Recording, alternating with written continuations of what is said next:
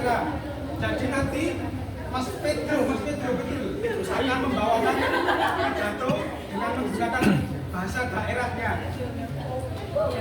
Langsung saja tanpa berlama-lama langsung kita sambut penampil pertama. Langsung saja kita sambut penampil pertama dengan oplos yang paling meriah.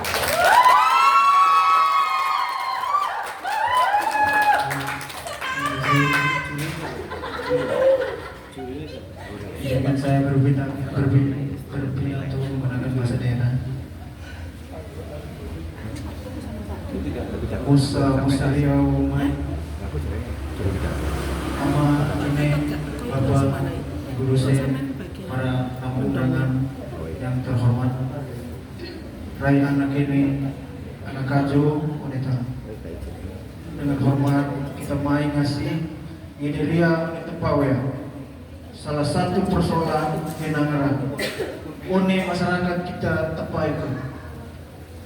Ama ini para hadirin yang saya hormati, dunia wea terituka lau perubahan lagi, perkembangan teknologi media sosial para gaya hidup terituka menguhagi oleh pikiran anak ini walau saat ini teka dua male hal-hal tuka pela budi pekerti teka menemuki teka lau umur teka baku pukul baku maki teka bawa motor lau helm dan lau sim teka bawa sekolah teka miu lia hama soal sosial media tuka ero arah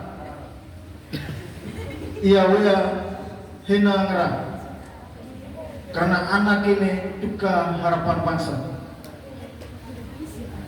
Para hadirin yang terhormat, kenakalan remaja dari teka dari banyak sisi. Yang pertama itu kurang pengawasan dari orang tua. Ama ina sering sibuk, teka belo-belo, woga bersama anak, sehingga anak ini tuka ronggo pengaruh luar. Yang kedua, lingkungan sosial yang tidak sehat. Tak masalah dari tuka arah salah. Yang ketiga, media sosial tanpa batas. Anak ini dari tiga lihat konten tuka lau moral, lau arah wajah lucu. Yang keempat, kurang kegiatan positif. Fau anak ini lau aktivitas lagi. Wea teka pega hal-hal tuka lau hati. Jadi akibat kenakalan remaja bukan wea masalah kecil. Ia dari tukarai masa depan anak ini itu mati. Jadi pendidikan bisa terhambat, kesehatan dari teka bahaya, kepribadian dari teka rusak, hubungan dengan ama ini dari teka renggang, masa depan dari teka hilang. Ama ini anak ini tuka bunga tanah. Jika bunga rusak maka tanah tidak bisa makan. Harapan dan solusi yang bisa kita buat Musa Ria fau iterai masalah ini.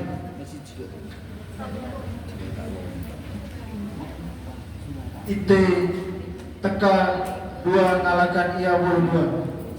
Yang pertama itu peran orang tua. Ama ini harus diri. Mai didik anak ini walau kasih, mai jadi contoh, mai walau lembut tapi tegas, mai kele walau waktu berbicara dengan anak.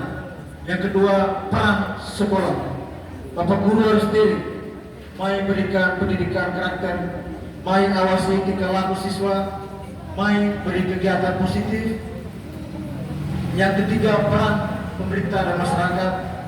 Mai sediakan ruang belajar, kegiatan olahraga, seni, budaya. Mai kita cegah peredaran miras dan rokok untuk anak. Yang keempat, peran remaja itu sendiri. Anak ini, anak kacau, miu harus diri. Masa depan itu bukan dari anak ini, bukan dari guru, tapi dari miu. Miu harus jaga diri, tetap sekolah, mai rokok guru, mai wajah. Mari jadi contoh lagi untuk teman-teman.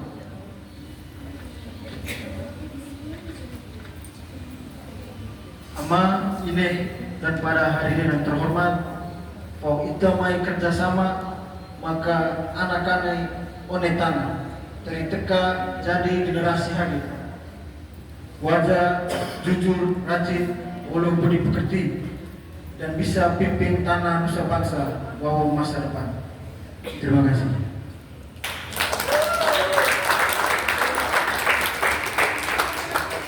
Terima kasih kami ucapkan kepada saudara Pedro atas penampilan lomba berpidato sebagai pembuka. Gimana Kak Claudia penampilannya? Sangat menarik sekali, apalagi menggunakan bahasa daerah loh Kak. Memperkenalkan Ini budaya menggunakan budaya daerah. Kalau boleh tahu tadi Mas Pedro asal daerahnya dari mana? Dari mana? Mana tadi Mas Pedro? Sudah hilang ND. Dari mana Mas? ND.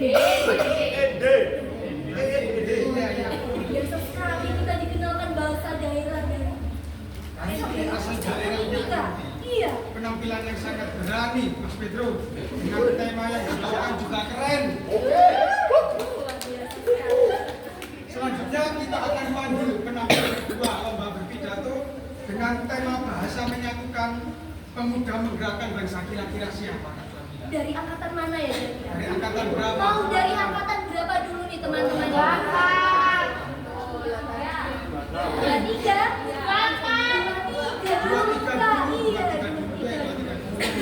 Langsung saja kita sambut Ananda Iis Lainnya.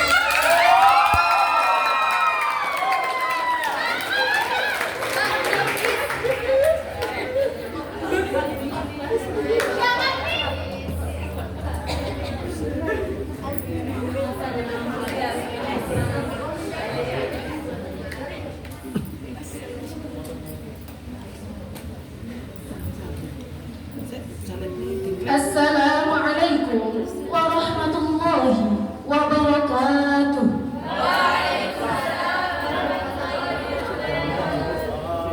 Salam sejahtera bagi kita semua. Innal hamdalillah nahmaduhu wa nasta'inuhu wa nastaghfiruh wa na'udzu billahi min shururi anfusina wa min sayyiati a'malina. May yahdihillahu fala mudilla lahu wa may yudlil fala hadiya lahu. أشهد أن لا إله إلا الله وحده لا شريك له وأشهد أن محمدا عبده ورسوله لا نبي بعده أما بعد.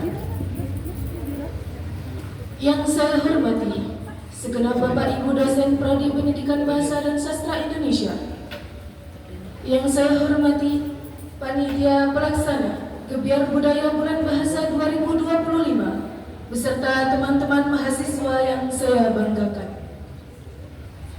Puji syukur kehadirat Allah Subhanahu wa Ta'ala, Tuhan yang Maha Esa, karena atas rahmat dan karunia-Nya kita masih diberi kesempatan untuk berkumpul dalam acara Gebiar Budaya Bulan Bahasa 2025 yang tahun ini kita rayakan bersamaan dengan semangat Hari Sumpah Pemuda. Salawat beruntaian salam semoga tetap tercurahkan kepada baginda Nabi besar Muhammad sallallahu alaihi wasallam yang telah menuntun umatnya untuk berkata baik, berperilaku santun dan berakhlak mulia. Hadirin yang saya hormati, bulan November ini menjadi bulan yang istimewa. Meskipun peringatan bulan bahasa biasanya jatuh pada bulan Oktober, semangatnya masih tetap menyala hingga hari ini, yaitu di bulan November. Karena bulan bahasa dan Sumpah Pemuda memiliki satu yang sama, nafas satu persatuan dan cinta tanah air. Mari kita sejenak menengok ke masa lalu, tepatnya 28 Oktober 1928, di sebuah ruangan sederhana di Jakarta, para pemuda dari berbagai daerah berkumpul untuk menyatukan suara dalam satu ikrar yang menggetarkan sejarah bangsa. Kami, putra dan putri Indonesia, menjunjung bahasa persatuan, bahasa Indonesia. Sejak saat itulah bahasa menjadi jembatan yang menyatukan bangsa.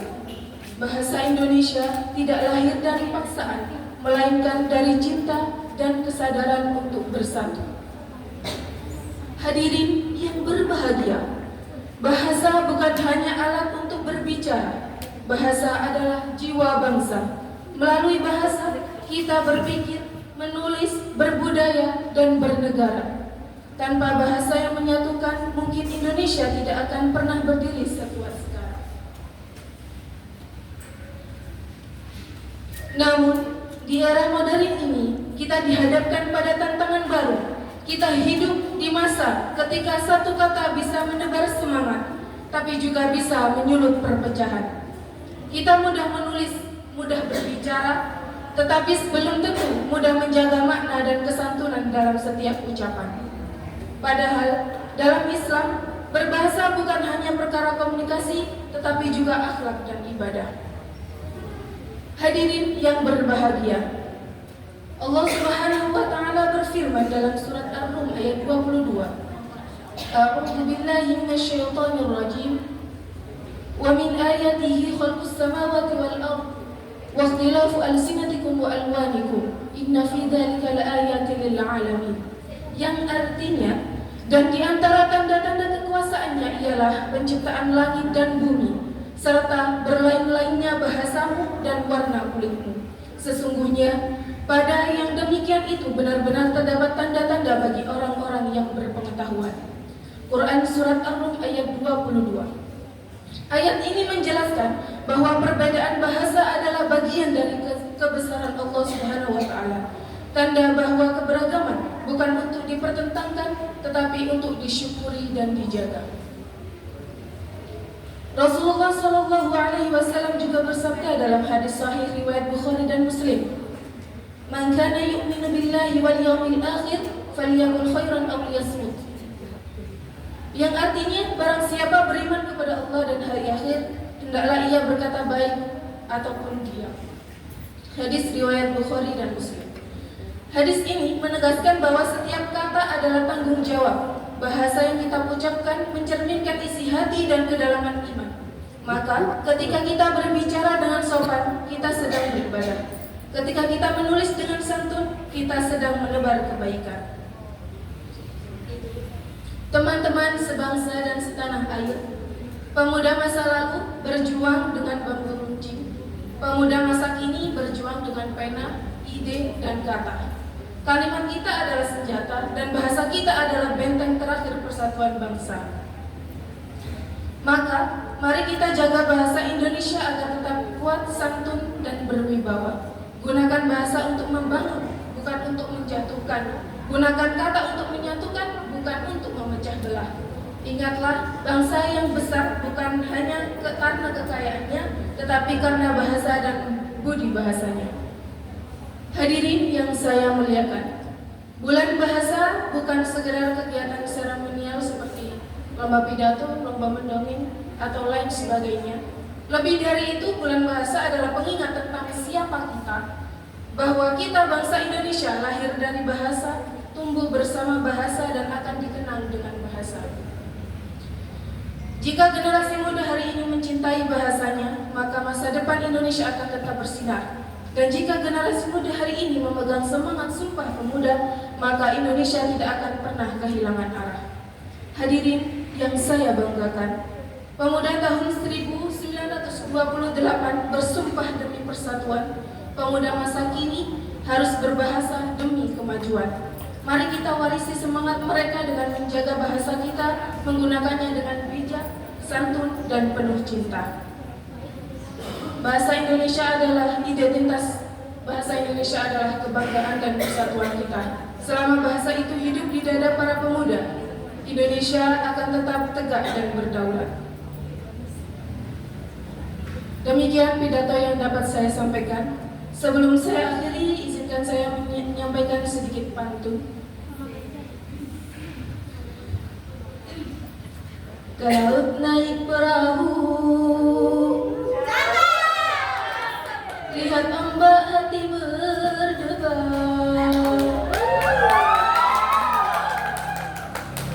Kalau yang Tenang saja, saya juga hampir pingsan sebentar.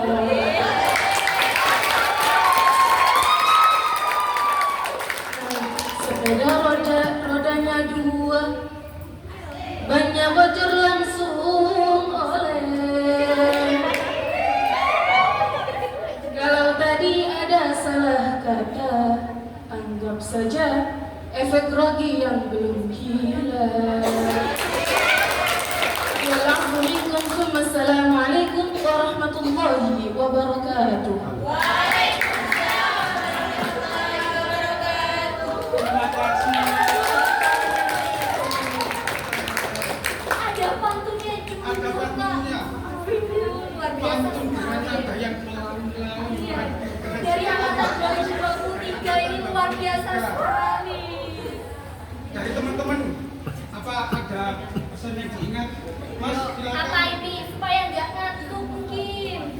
Mbak Media mungkin ada yang diingat dari pidatonya Mbak Iis tadi. Pantunnya. Pantunnya. Saya juga pantunnya. Iya. Bagus sekali kok. Selain dari temanya bahasa menyatukan pemuda gerakan bangsa, saya baru ingat ke hari ini tuh. Kok hari ini? Kebetulan tanggal 22 Oktober itu dimasukkan juga dalam sebagai bahasa yang menyatukan dan memudahkan. Benar banget. Sumpah Pak. Keren sekali. Keren sekali. Tepuk tangan yang meriah dulu. Tanpa berlama-lama tak tahu dia, langsung saja kita langsung ke penampil ketiga dengan tema memudarnya kesakralan budaya di tengah arus modernisasi. Siapa kira-kira ini? Siapa? Dari angkatan berapa? Berapa? Dari angkatan Itu Kak sudah mempersiapkan ini. Aduh ini. Langsung saja Kak, langsung saja ya. Langsung saja kita panggil. Pesertanya sudah capek menunggu. Iya, Nggak siap, sudah nggak sabar dan tampil ini. ditunggu Kak dari tadi ini. Iya, iya. Langsung saja kita sambut peserta ketiga lomba berpitato, Nur Ahmad Maulidul Kubro.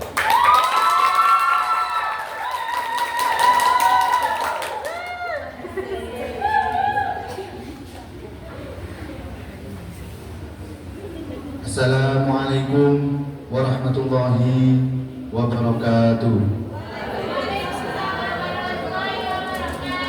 Alhamdulillahirabbil alamin. Wassalatu wassalamu ala asrafil anbiya'i wal mursalin wa ala alihi wa sahbihi ajma'in. Allahumma kulla tuqiqati daqiqatin antal alimul khabir. Zid sayyidal mursalin Sayyidina Muhammad Rasulullah sallallahu alaihi wasallam. Mastamala alaihi salatul bahru asani ulumiyah. Amma ba'd. Yang kami hormati pada Bapak dan Ibu dosen, dan yang kami hormati lagi pada segenap panitia acara Gebiar Budaya, dan yang saya cintai kepada teman mahasiswa seperjuangan. Pertama-tama, marilah kita panjatkan puji syukur kehadiran Allah Subhanahu wa Ta'ala, Tuhan semesta alam yang telah melimpahkan rahmat, kesehatan dan kesempatan sehingga kita dapat berkumpul di tempat ini dalam keadaan penuh kebahagiaan. Tanpa nikmatnya mustahil kita berada di sini untuk mengikuti acara penuh makna ini. Semoga langkah kecil yang kita mulai hari ini menjadi jalan menuju perubahan besar dan kebahagiaan bagi kita semua.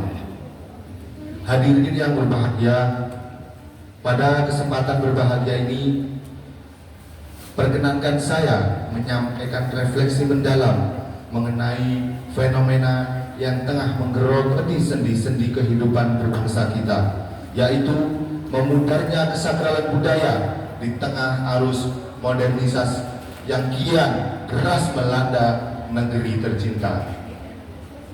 Hadirin yang saya hormati, Indonesia adalah negara yang kaya akan warisan budaya. Dari Sabang sampai Merauke, tanah air kita diberkahi dengan keberagaman tradisi, adat istiadat, dan nilai-nilai luhur yang telah diwariskan secara turun-menurun. Setiap upacara adat, setiap tarian tradisional bukanlah sekedar pertunjukan semata, melainkan manifestasi dari nilai-nilai spiritual dan filosofi yang sakral. Namun, kita tidak bisa menutup mata terhadap kenyataan yang ada.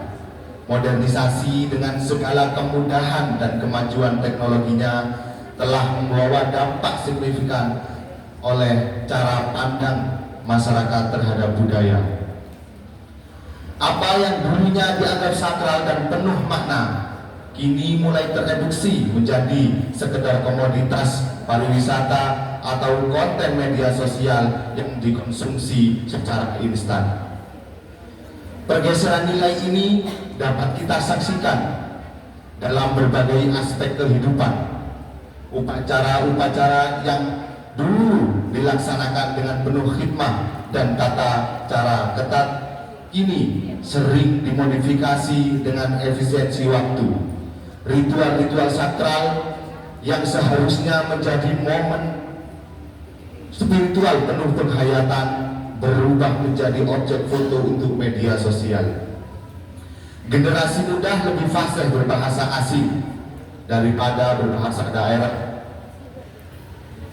Pakaian adat hanya dikenakan saat acara-acara tertentu, sementara dalam keseharian mereka lebih memilih mengikuti tren fashion global.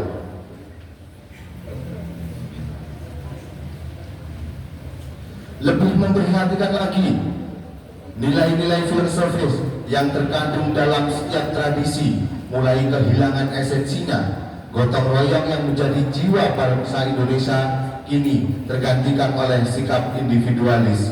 Sopan santun dan tata krama yang menjadi identitas bangsa Timur mulai tergerus oleh gaya hidup pragmatis.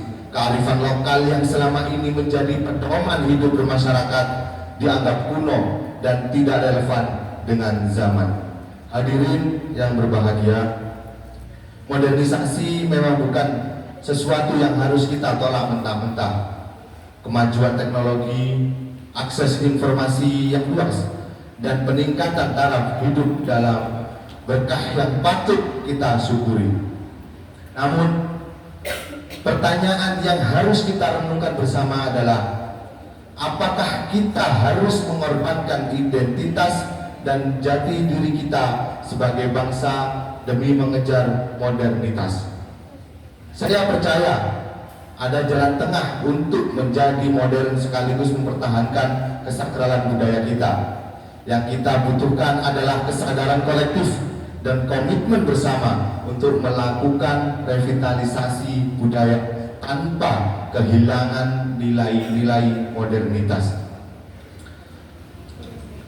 Kita perlu mengajarkan kepada generasi muda bahwa tradisi bukanlah belenggu yang menghambat kemajuan, melainkan akar yang akan membuat mereka kokoh berdiri di tengah badai perubahan zaman.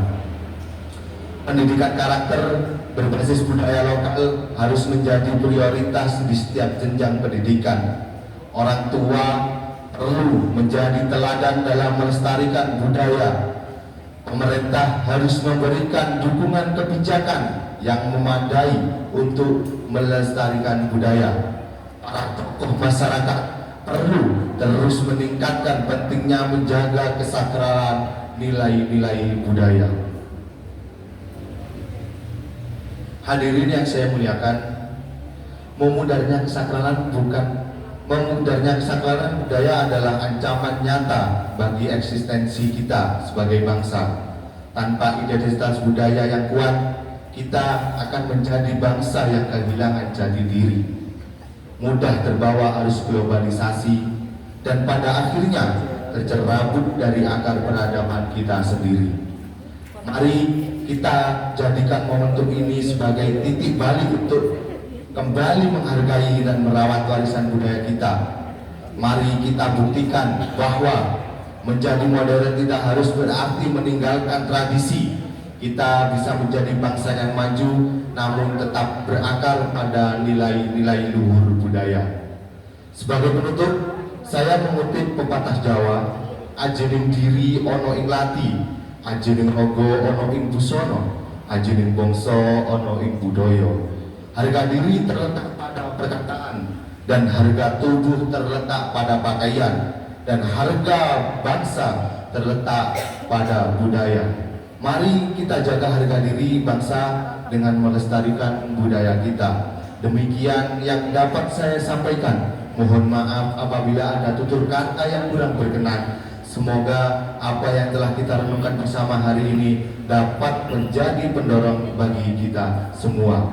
Wallahu muwaffiq ila aqwamit thoriq. Wassalamualaikum warahmatullahi wabarakatuh.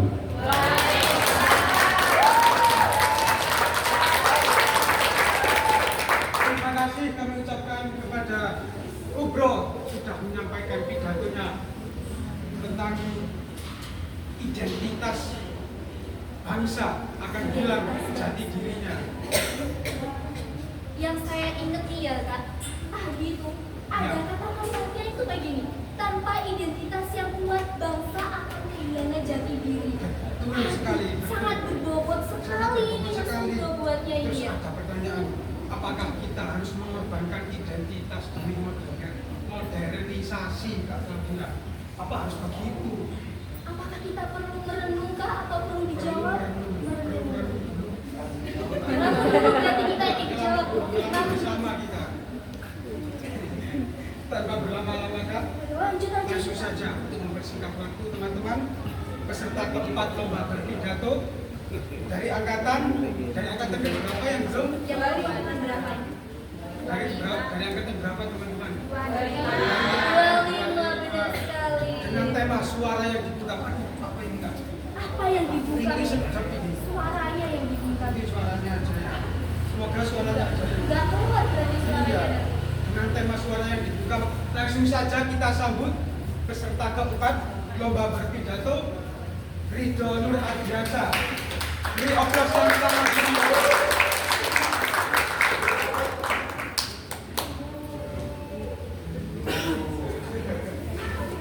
Assalamualaikum warahmatullahi wabarakatuh.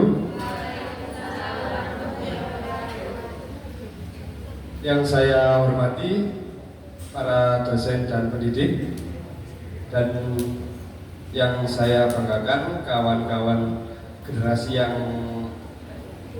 masih mau berpikir, yang mau merasa dan masih mau bersuara. Hadirin sekalian, sastra bukan sekedar rangkaian kata yang indah. Sastra adalah denyutnya di kehidupan. Ia lahir dari luka, dari cinta, dari kenangan, dan dari keresahan yang tak sempat diucapkan. Sastra bukan sekedar tulisan, tetapi perlawanan yang lembut, perjuangan yang diam, namun dalam. Ketika suara dibungkam, sastra berbicara. Ketika tubuh hilang, sastra tetap menulis. Di balik lembar sejarah bangsa, ada nama-nama yang kini telah tinggal dalam bisikan. Para aktivis yang hilang, yang dulu menulis kebenaran dan menyuarakan keadilan, mereka mungkin telah dihapus dari halaman sejarah bangsa. Namun, kata-kata mereka abadi dalam ingatan sastra. Sastra menjadi rumah bagi mereka yang tak sempat pulang. Ia menjadi nisan tanpa batu, doa tanpa suara yang tetap mengalun di antara kita. Sastra adalah saksi dari perjalanan manusia, dari masa penjajahan hingga kemerdekaan, dari masa penindasan hingga kebebasan berpikir. Melalui sastra, kita melihat bangsa ini bertumbuh, menangis, tertawa, dan bertanya. Dalam setiap kalimat ada denyut sejarah. Dalam setiap bait puisi ada nyala jiwa bangsa. Sastra bukan hanya tentang estetika, tapi tentang keberanian menyentuh realitas. Ia adalah napas bagi mereka yang tertindas, sekaligus cermin bagi mereka yang berkuasa. Ketika politik bicara tentang kekuasaan, sastra berbicara tentang kemanusiaan. Ketika media kehilangan nurani, sastra hadir untuk mengembalikannya. Khairul Anwar pernah menuliskan, "Aku ini binatang jalan dari kumpulannya yang terbuang."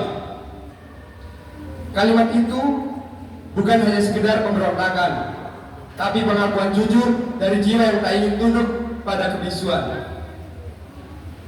Dan Pramudia Anandatur menegaskan, menulis adalah bekerja untuk keabadian. Itu adalah makna sejati sastra. Sebuah perlawanan yang lembut, sebuah keabadian yang lahir dari keberanian. Sastra ada bukan hanya untuk menenangkan hati, tetapi untuk menggugah pikiran dan menyadarkan nurani. Ia adalah ruang di mana kebenaran dan keindahan bertemu, dan di sanalah manusia belajar tentang empati, cinta, dan kejujuran. Sastra mengajarkan kita untuk tidak pasrah. Ia mengingatkan bahwa diam bukan berarti tunduk, dan tulisan adalah bentuk lain dari keberanian. Lewat puisi, kita menegakkan nurani. Lewat cerita, kita melawan lupa. Lewat sastra, kita melawan lupa. Dan kita menolak menjadi penonton dari ketidakadilan. Menjadi manusia bukan hanya tentang nilai atau gelar, tetapi tentang bagaimana kita memaknai hidup dan memperjuangkan keberanian. Sastra hadir sebagai jalan untuk itu.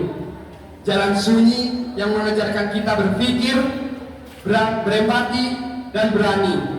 Kita sering membaca puisi hanya untuk keindahan, padahal di baliknya ada jerit yang tak terdengar.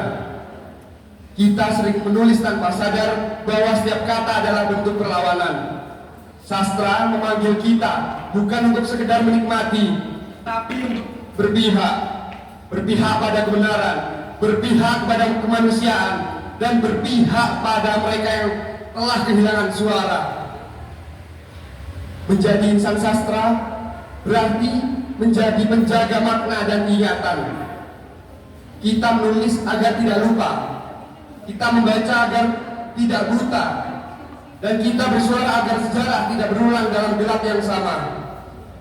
Sastra bukan sekedar pelarian dari kenyataan, melainkan cara paling manusiawi untuk melawannya. Dan karena itu, selama masih ada yang berani menulis, masih ada harapan bagi dunia yang mulai kehilangan nurani. Hadirin sekalian, kita hidup di zaman di mana banyak hal bisa hilang. Suara bisa dibungkam, nama bisa dihapus, tapi kata tidak pernah mati. Selama manusia masih punya hati, sastra akan terus bernafas. Selama ada yang hilang dan dilupakan, sastra akan terus mencari dan menyebut nama mereka. Karena pada akhirnya, sastra adalah ingatan yang tak bisa dimusnahkan, suara yang tak bisa dibungkam, dan cahaya yang tak bisa dipadamkan. Sebelum saya menutup pidato ini, izinkan saya memohon maaf, bukan hanya atas salah kata atau ucapan saya yang kurang berkenan, tetapi juga atas segala kekurangan dalam menyampaikan makna yang seharusnya lebih dalam. Saya hanya berusaha berbicara dari hati, dan semoga hati kalian menerimanya dengan ketulusan yang sama. Saya Muhammad Ridho Nurdiansyah. Saya akhiri. Wassalamualaikum warahmatullahi wabarakatuh.